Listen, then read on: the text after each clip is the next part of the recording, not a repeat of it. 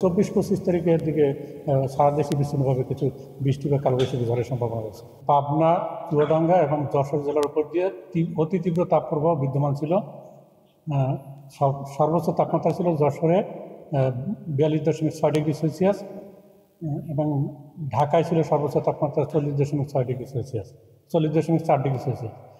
আর ঢাকা, রাজশাহী এবং খুলনা বিভাগের বেশ কিছু জেলার উপর দিয়ে কিন্তু তীব্র থেকে অতি তীব্র তাপপ্রবাহ বিদ্যমান রয়েছে। এই যে আর আজকে আমাদের যে 24 ঘন্টা পূর্বাভাস আছে, সেখানে তাপমাত্রা সারা দেশে তাপমাত্রা মোটামুটি একই রকমই থাকার সম্ভাবনা রয়েছে। তবে রংপুর বিভাগে তাপমাত্রা 1 থেকে 2 ডিগ্রি সেলসিয়াস বৃদ্ধি পাওয়ার সম্ভাবনা রয়েছে।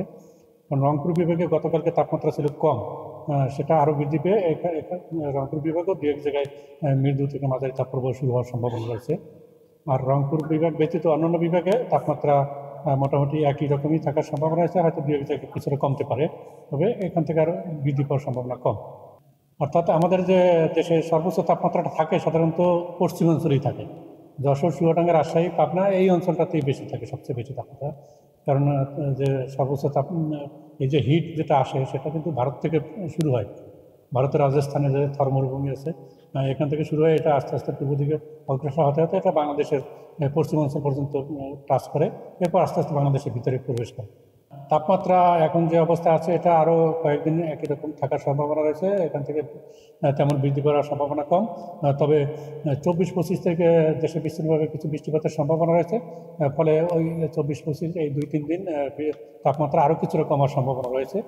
এরপর আবার তাপমাত্রা বৃদ্ধি পেয়ে 27-28 তারিখের দিকে আপনার কিন্তু এই যে তীব্র থেকে অতি তীব্র তাপপ্রবাহ এই অবস্থায় আবার ফিরে আসার সম্ভাবনা রয়েছে।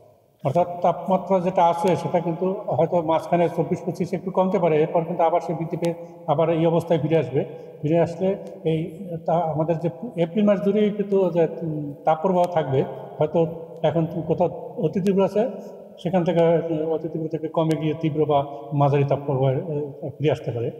কিন্তু এই যে এপ্রিল বা এরপর মে মাসে তাপপ্রবাহ কিন্তু আমাদের অব্যাহত থাকবে। আবার কখনো কখনো যদি বৃষ্টিপাতের পরিমাণ বেশি হয়, হয়তো 2-1 দিনের জন্য তাপমাত্রা একটু কমে যায়, কিন্তু আবার সেটা বৃদ্ধি পেয়ে আবার তাপপ্রবাহে ফিরে যায়। আমাদের 24 ঘন্টা পূর্বাভাস বা 48 ঘন্টা বা 36 ঘন্টা পূর্বাভাসে কিন্তু সিলেট বা এর আশেপাশে বৃষ্টির পূর্বাভাস রয়েছে। আর দেশের অন্যান্য অঞ্চলে কিন্তু মূলত প্রধানত শুষ্ক থাকার সম্ভাবনা রয়েছে। তবে সারা দেশে বিচ্ছিন্নভাবে কিছু বৃষ্টি বা কালবৈশাখী ঝড়ের সম্ভাবনা রয়েছে।